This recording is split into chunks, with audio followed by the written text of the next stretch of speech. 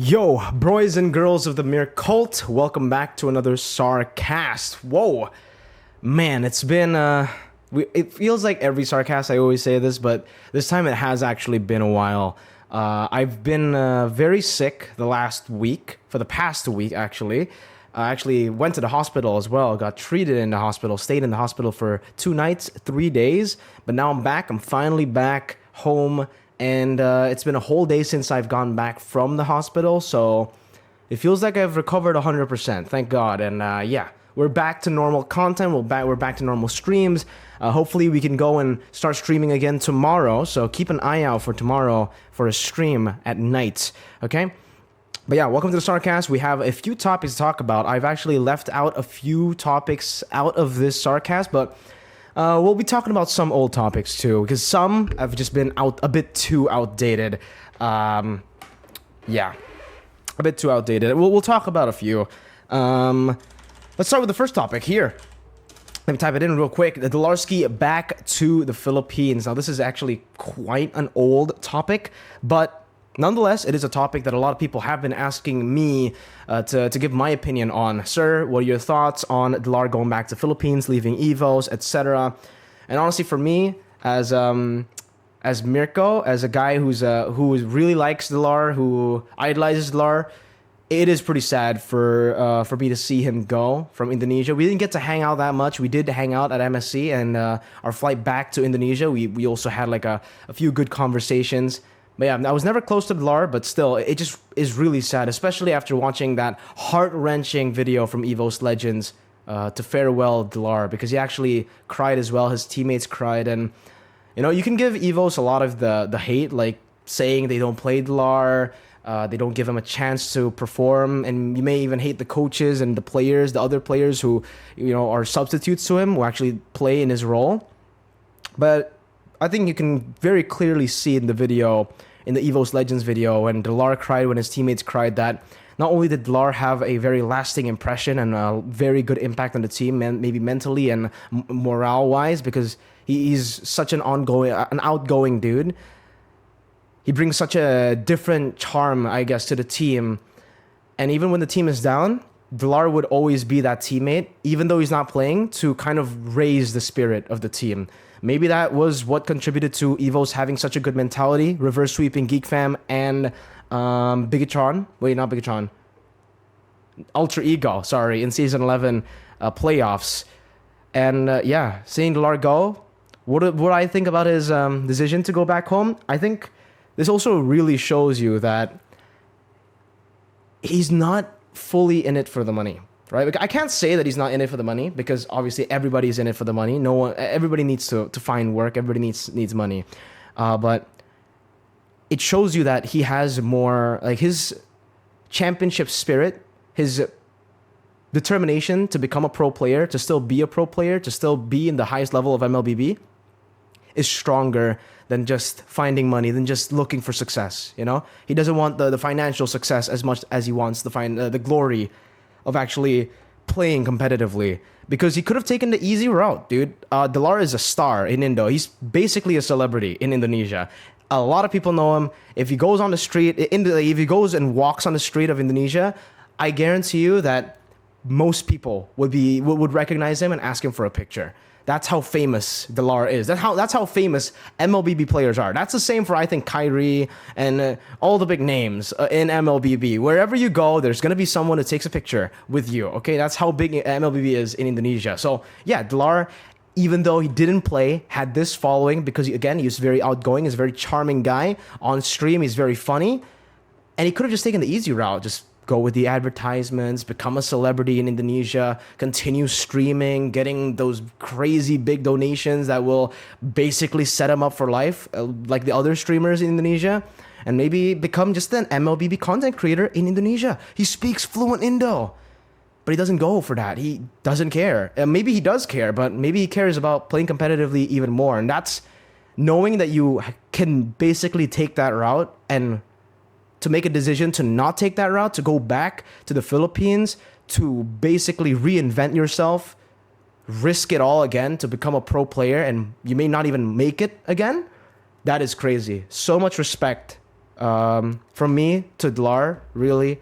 I wish him good luck. I've DM'd him as well a couple of times, wishing him good luck in his future, whatever he decides to do. Maybe he joins an MPLPH team. Maybe he goes back to EVOS Legends after a season, or I don't know how it's gonna work out. But I can't wait to see General DLAR play. I've been saying this for the longest time, but even in MSC, I was like, DLAR, why didn't you play? You were so much better. At MSC, you performed really well. You made ONIC sweat, kinda. You made ONIC tilt a bit in their game. If you watch the game, if you watch the series, you know. It was kind of the biggest like player swap ever in an international event for MLBB, I think. So yeah, that's my thoughts. Those are my thoughts on DLARski moving or going back to Philippines. But by the way, I don't think his contract is over yet with EVOS. I'm not sure myself. I don't know if it's actually over. I don't know if they've kind of cut the deal or something. But from what I know, I think it's not like actually farewell. DLAR is still contracted by EVOS, so my guess is maybe he joins EVOS Minana if he stays in PH. I don't know. I don't know how it's gonna work, but yeah, that's what I am guessing. Moving on to the next topic, we have a topic. Well, since we're still talking about Indonesia, you know, DLAR back to PH and him going back from Indonesia, let's talk a little bit about some Indonesian drama that has been brewing a bit. Swaylow, if you guys don't know, you probably didn't watch my Rebellion Zion versus Alter Ego video, but Rebellion Zion versus Alter Ego, it got quite heated, and when Rebellion lost game 2 to Alter Ego, some of the Alter Ego fans, allegedly from Swaylow the player who picked Gord, he said that the supporters were chanting out swear words and were being really toxic, and yeah, it was basically verbally harassing him on stage from the seats, and he made this quite a big deal. He made quite a big deal out of it. He spoke about it in the post-match interview. He also spoke about it in the post-match press conference, and apparently one of the Alter Ego legends, Ahmad, if you guys probably know him from Season 7, Season 6. He was a very good Yuzong player at the time, but he couldn't make it to M2. But yeah, Ahmad actually called Swaylow out, saying, bro, you're just looking for clout. None of this happened. Like, you're not getting, no one was toxic to you. No one was toxic to you, blah, blah, blah, blah. Like, you're basically making false claims. And then Swaylow also responded again, saying that, why the fuck would I make false claims? You know, why would I stir up drama and shit? And this is just so weird, in my opinion. Again, I won't take any sides, but I will say it does sound more believable for Swaylow. If Swaylow has been making drama since he joined MPLID, then I would be like, okay, this guy is a drama queen. But he has never had drama at all. And he is knowing the guy, he's probably the least, like, he is probably, out of all the candidates, the guy with the least potential to make random drama. The man is not about that life, dude. He wants to play the game, he wants to be successful, and he wants the glory of competing professionally. He doesn't give a fuck about drama. He doesn't even give a fuck about social media for the most part. The man is just there to play. So yeah, I just really don't understand all like the problem here, the bashing of each other, and especially like the people who are backing the other side and, you know, hating at Swaylow, saying, bro, you're just hating, you're making false assumptions. Again, maybe he is making false assumptions, I wouldn't know, but the least potential from a pro player to make and create random drama would be Swaylow. So Swaylow, keep the same energy, bro. Next on the topic, let's talk a little bit about IESF. You know what? Yeah, let's talk about IESF. Let's get to the gritty details of IESF real quick. I'm gonna give you guys some quick fire predictions, okay, based on every single group. Everybody's been asking for it. Mirko, power rankings. Sure, we'll do a power rankings right now, but no, we'll do a prediction for groups, okay? And then later on, we will do a what's it called? A knockout stage prediction as well. But we'll do groups first, okay, guys? We'll talk about every single country, everything I know about these countries, and I'll let you know my opinion on everyone. Georgia, no idea. To be completely honest with you, no idea.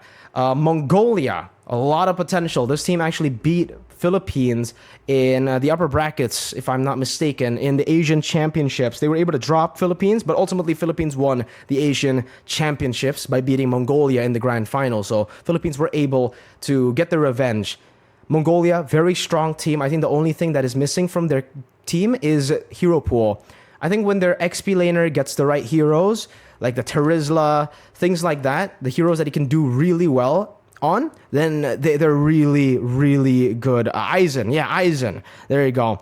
And for the entire team, I would say everyone was really, really good. But the two standouts, in my opinion, would be their XP laner Aizen, and their mid laner Forbid. Those are the two people that you need to keep an eye on. For Georgia, I'm sorry, we'll have to skip Georgia. For UAE, I'm sorry, but yeah, Namibia, I can talk about Namibia. UAE actually casted their games in the Asian qualifiers. Yeah, in the Asian qualifiers, and I didn't really see anything that I was really too impressed about. I think they're still they're still a developing region when it comes to MLBB. I don't think they're going to make it to the next stage. Mongolia, I think it's almost 100% guaranteed for Mongolia. So my prediction would be Mongolia, number 1. Then we'll talk about Namibia first. Namibia. Now, I don't know if these are the same players that represented Namibia last year. But geez, last year, Namibia, it just goes to show you that maybe some of these countries should not participate. Because when we're talking about UAE, I don't know about Georgia, but UAE, at least they had some good matches, right? At least they were able to give up a fight. Namibia has the record for the fastest MLBB game in the competitive scene. It was against Vietnam, and I think it was 7 or 8 minutes. I casted that match, the fastest MLBB game that I've ever casted in my life. And to be completely honest with you, Namibia, if they perform that way again, I think next year Africa might not get like this many slots, because that was embarrassing, I think. Hopefully they have improved, though. Hopefully with the experience that they got last year, they can come here with experience and maybe, shut all the haters up. That would be amazing. My prediction for who gets it to the next stage, I think it's going to be Mongolia and United Arab Emirates for Group A. Lock it in, boys. Group B. Indonesia. Let's talk about Indonesia real quick. Bigatron Alpha hasn't really been looking too good the past 3 weeks of MPL Indonesia Season 12. But again, the copium in me, the Bigot Trooper in me says they're saving their strat. I really hope that's true, but unfortunately, I don't think that's true. Well, do I think they're going to be stronger in IESF compared to MPL ID? Yes. I think there's a buff for all these players when it comes to representing Indonesia in an international event. Because we've seen them in Snapdragon Pro Series. We've seen them perform really, really well up against international teams. And I think they have the potential. I think the main reason they weren't able to perform well in MPL Indonesia Season 12 was because there were a few things. Number one, I think their jungler, their main weapon in this lineup, Super Ken, lost his identity completely. Super Ken was used to be known for his smart decisions across the map, making smart decisions, macro maneuvers across the map to equalize or even just be ahead of the enemy team's jungler, despite the enemy team having a lead, despite the enemy team consistently getting all neutral objectives. Super Ken is known to just be able to equalize or even stay ahead against everyone. Even against Kairi, Season 11, he was able to keep up with his farming, with Kairi's farming, and that's what made him special. That's what made a lot of people draw comparisons towards him and Kairi. So, again, the last few matches that they played, even though they lost, I did see that come back. I did see Super Ken get back to his identity, get back to what he was like he's known for, because I feel like the team as a whole kind of struggled from this problem. They all had their own identity, right? Season 11 Bigatron was already strong. They weren't as complete as SPS as Season 12, but they were already strong. What made them strong was their individual prowess. What made them weak was there was no real shot caller. That's why when Vin stepped in, it just changed everything. Now they have a shot caller and they have 4 individual beasts. But I think they got too comfortable with that shot caller. They're no longer able to think for themselves. That's why there's an identity crisis individually for these players. They just listen to whatever Vin says. Vin says this, they listen blindly. And for teams like Blacklist International, say, this works. But for teams like Bigatron Alpha, who've basically found success based on those 4 individuals playing their game, but also just aligning once the shot caller makes a call, that's what makes them special. Not following orders from the early stage, all the way from level 1, all the way from the first second of the game, okay? So for Indonesia, I think, though, they will still make it to the next stage. Kazakhstan, I have casted Kazakhstan's matches before. It was last IESF as well. Not too impressed, unfortunately, with Kazakhstan. I believe Uzbekistan was the team that beat them last year, but now Kazakhstan was able to beat Uzbekistan. Correct me if I'm wrong here. But yeah, Kazakhstan showed that they improved. They improved a lot. But I'm sorry, they were put into the group of death with Turkey, who is not a team from... This is not the team that we usually see. It's not Impunity. It's not Fireflux Impunity, guys. The Turkish team that is representing Turkey is Lemaitre. Now, I have no information about who Lemaitre is, like how they play, etc. So to be completely honest with you, I'm going to this blind. But knowing how good Turkey has been, Fireflux Impunity mainly, in international tournaments, I want to give Turkey a chance here. For United States... Fly Chicken, Best Player 1, Yato, ISO, and Warrior. On paper, United States team should be better than Turkey. I'm going to be honest with you guys, because I don't know who these players are from Turkey. I don't even know if they have international experience yet. Playing on stage, getting flown out, representing your country, that's a lot of pressure. And that's the pressure that I think the players in the United States, like the roster, can try to, replicate. I think no, not replicate, but I think that's the pressure that they can go up against. Fly does really well under pressure. We've seen him time to time again from every single tournament that he's been in, from M3 to M4, perform really well. And unfortunately, that's it. That's the only guy with experience. Best Player 1 got experience in MSC.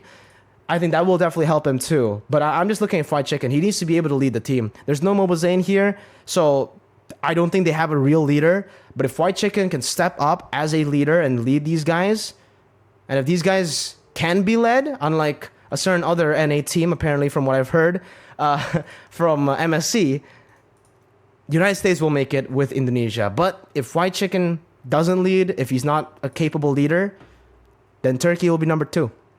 I personally think it's going to be Indo-US. So there you go. Indo-US for Group B. Group C, let's move to Group C. Brazil, we're going to put Brazil instantly up there, okay? Like, even though this isn't RQ, which is the best team in Brazil, it's still their second best team with Bigatron, basically. We have 2 Bigatron, guys. Bigatron Suns from Brazil and Bigatron Alpha for Indo. Romania, yeah, I don't know about Romania, guys. They got here because they're the host. I think they might be knocked out as well. Saudi Arabia, we did see him. This is the roamer that I actually criticized heavily when I restreamed. Troll. He fits his name when he played Cho, and I forgot what he built, but he built something so random, and I was so confused. I forgot what it was, dude. But yeah, not a good look. But Saudi actually performed pretty good. They have really good mechanics, and Troll has very good mechanics. So I'll put Brazil and Senegal. Brazil and Saudi Arabia here. Senegal, haven't seen anything from Senegal. So yeah, I'm gonna have to skip Senegal here and just say Brazil and Saudi Arabia. Those are the 2 teams making it from Group C. Group D. Let's go to Group D. Colombia. Oof. No idea, guys. We're gonna have to skip on Colombia. I have no idea. But for Egypt, this is Occupy. Team Occupy, guys. It's the same team that represented not Egypt, but Mina. Represented Mina in MSC. Alford, Kakashi, Smile, Speedy, and my boy Maro from Egypt. I'll definitely be supporting my boy Maro. Unfortunately, there's not much to say. They did improve compared to M4, their performance as a team. But still, there's so many holes at MSC. There's so many mistakes, and it just feels like their level is just not really... They're not on the same level as the other teams. especially up against a team right below them here, Philippines. AP Brand, not much to be said. AP Brand is definitely one of the favorites, if not the favorites, to win it all here in IESF. Despite Indonesia winning the last 2 international tournaments, SPS and MSC, I will say Philippines probably is the favorite to win this, especially considering Bigatron Alpha's very, very rocky performance in Indo. Who I'll be supporting? Indo, okay? But Philippines looking very scary. AP Brand will always be a scary team no matter what. And with this roster, they're going to do good. There's no way they get second in this group. They will 100% make it to the next stage with no problems against anyone. Colombia, Egypt, and even, well, this is where it gets scary. Ukraine, last time we saw a player from Ukraine, defender, he was a Navi back in M3. You guys probably know him, remember him, defender from Navi. That's the only guy I know from this team. But knowing defender, knowing he has that M3 experience, and knowing he's been with this team for quite a while, he's probably taught the team, and he probably knows how to handle the on-stage pressure. So I like seeing that. And honestly, from Navi back in the day, I was very, very impressed. Now, even though it's not Navi, I'll have to give them some props, man. Like, I think they're going to be able to get it done. I think it's going to be Philippines and Ukraine who makes it to the next stage, and Egypt might be knocked out. That is going to be a big upset, though, because not a lot of people will be looking at Ukraine as a favorite, especially considering they haven't been in tournaments, international tournaments at all for the last year. You know, Egypt has. So Egypt has the experience, but Ukraine, I would say, has the raw skill and talent a bit more than the Egyptians based on what we've seen internationally. But there you go. Those are my thoughts for ISF. And now let's talk a little bit about another topic that is a very big one. ONIC KAIRI Esports. This is a bit outdated, but we'll still talk about it. I've mentioned it on my streams, but I'll mention it again. Do I think ONIC is KAIRI Esports? The answer is no.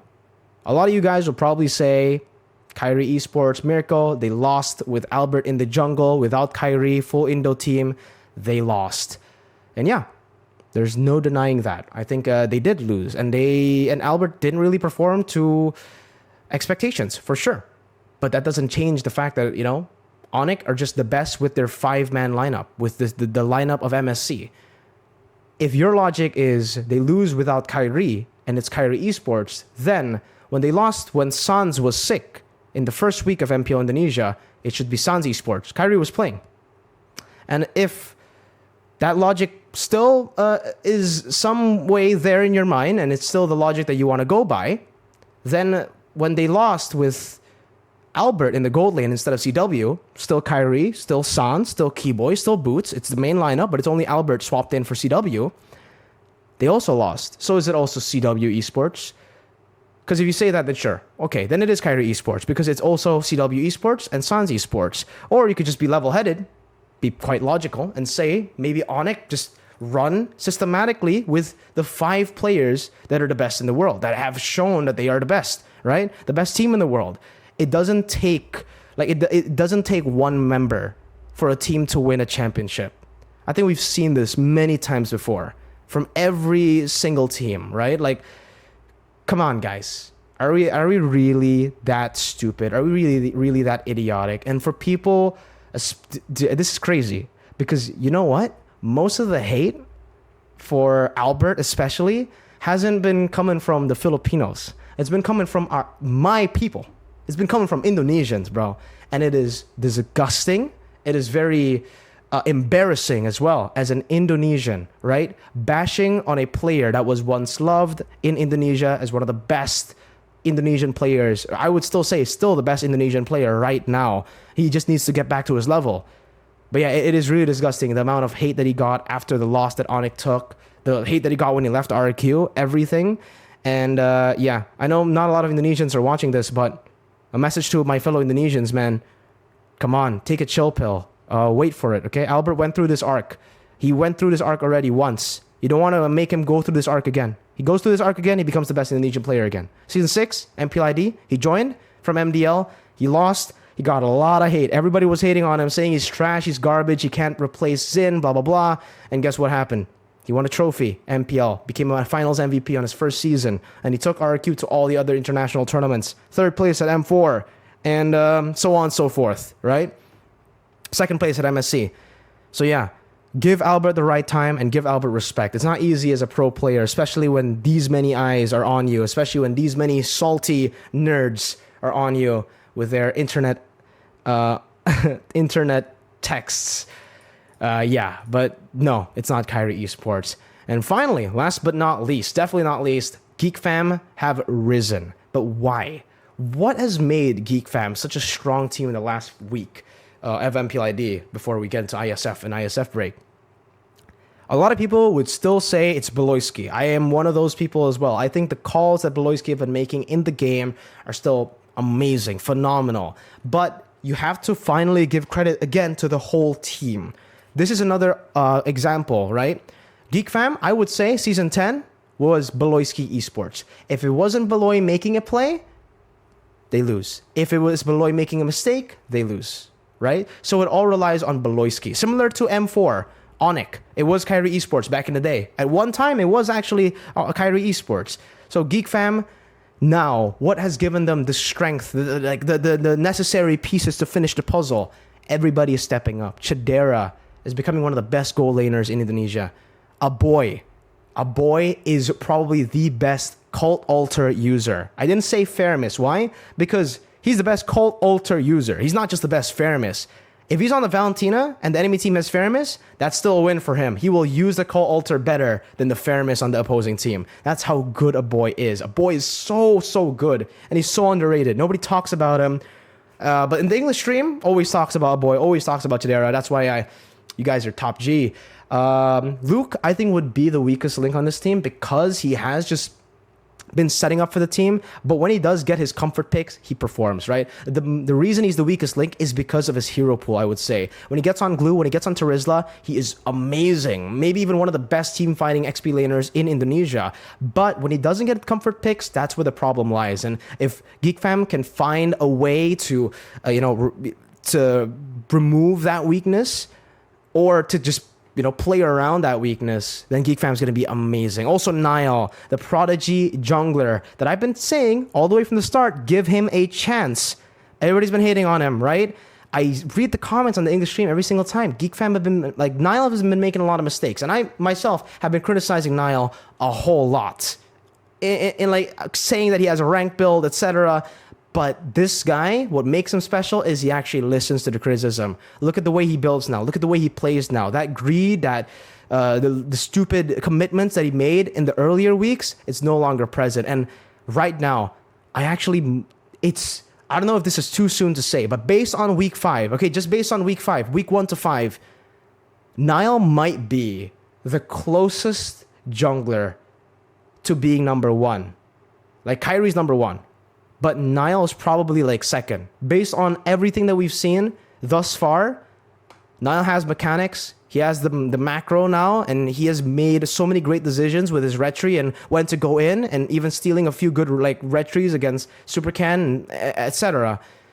So right now he's looking to be one of the best junglers, dude. Someone that I definitely didn't expect to be a really top tier jungler in his first season is already progressing really fast.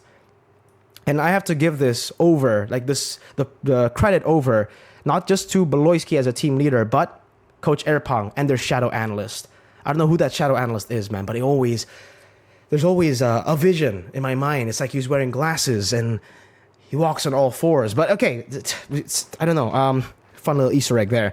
But yeah, Erpang and shadow analyst, they've been doing so well with this team. I think for Erpang especially, because for GeekFam, for a long time, they have been lacking a life coach. Having a coach that gives you data, gives you analysis, gives you strategies is cool and all. But if you can't give them morale, the players morale, give them advice, build these characters for these players to be confident, to trust in themselves and trust in their team, the team will not succeed. Having a life coach is crucial to having a successful team. And GeekFam may have just found that with Erpang, I think. So Erpang, not only is his analysis good, he also really knows Niall because he was Niall's coach back in MDL, ONIC Prodigy. but he also, it seems like, has been able to create a very good environment for the GeekFam boys. So let me know in the comment section what you guys think about all this, about the Kairi Esports thing, about GeekFam, about IESF, if you guys agree with my predictions, and yeah, everything. Just let me know about whatever you think, okay? Just let me know. Let me know, okay? Yeah, that's it. Thank you guys so much for watching. I will see you guys in the next stream. Hopefully you guys enjoy this episode of StarCast. That is it. 30 minutes in, and we are going to be ending it right here, right now. Like, comment, and subscribe for more content.